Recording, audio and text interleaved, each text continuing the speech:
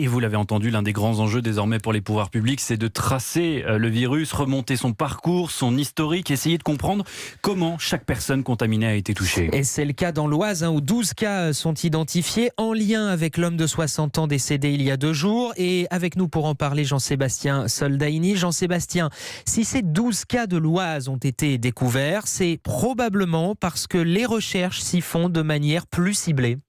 Oui, parce que les scientifiques tentent de remonter la piste du patient zéro, celui qui est à l'origine de la contamination de l'enseignant. Une sorte d'enquête qui se fait de proche en proche par des épidémiologistes. Ils tentent en fait de reconstituer l'agenda de cet homme.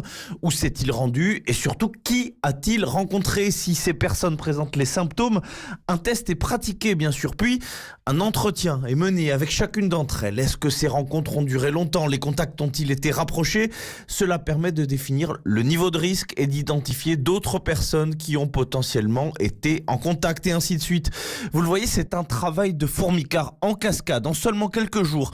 À partir d'un seul malade, cela peut vite concerner des centaines de personnes. C'est pour ça que ça prend du temps pour identifier le patient zéro. Mais la question qui se pose, c'est: ne fait-il pas partie du personnel civil de la base aérienne de Creil, base où sont stationnés les équipages ayant participé au rapatriement des Français de Wuhan et où 3 cas sont désormais recensés. Les précisions de Jean-Sébastien Soldaini.